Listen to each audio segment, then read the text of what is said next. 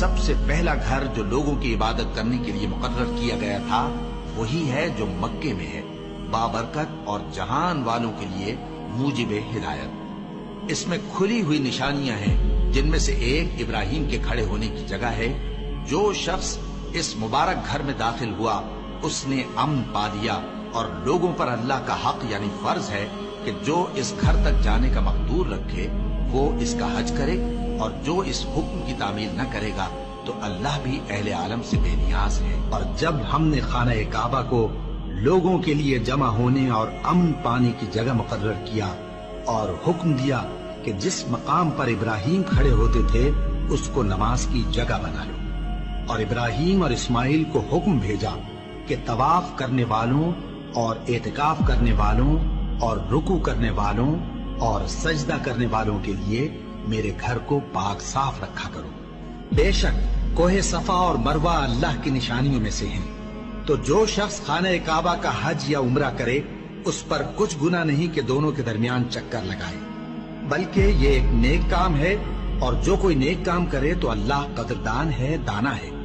اور اللہ کی خوشنودی کے لیے حج اور عمرے کو پورا کرو، اور اگر راستے میں روک لیے جاؤ تو جیسی قربانی میسر ہو کر دو، اور جب تک قربانی اپنے مقام پر نہ پہنچ جائے سر نہ منڈاؤ۔ اور اگر کوئی تم میں بیمار ہو یا اس کے سر میں کسی طرح کی تکلیف ہو تو اگر وہ سر منڈا لے تو اس کے بدلے روزے رکھے یا صدقہ دے یا قربانی کرے۔ پھر جب تکلیف دور ہو کر تم مطمئن ہو جاؤ تو جو تم میں حج کے وقت تک عمرے سے فائدہ اٹھانا چاہے وہ جیسی قربانی میسر ہو کرے،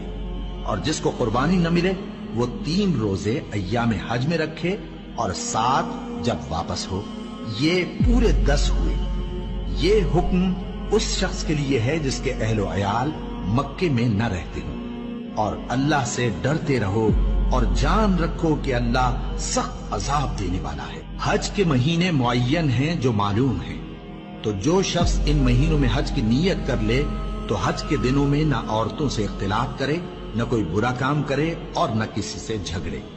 اور جو نیک کام تم کرو گے وہ اللہ کو معلوم ہو جائے گا۔ اور زاد راہ یعنی رستے کا خرچ ساتھ لے جاؤ، کیونکہ بہترین زاد راہ پرہیزگاری ہے۔ اور اے اہل عقل مجھی سے ڈرتے رہو، اس کا تمہیں کچھ گناہ نہیں کہ حج کے دنوں میں بذریعہ تجارت اپنے پروردگار سے روزی طلب کرو۔ اور جب عرفات سے واپس ہونے لگو تو مشعر حرام یعنی مزدلفہ میں اللہ کا ذکر کرو، اور اس طرح ذکر کرو جس طرح اس نے تم کو سکھایا، اور اس سے پیشتر تم لوگ ان طریقوں سے محض ناواقف تھے۔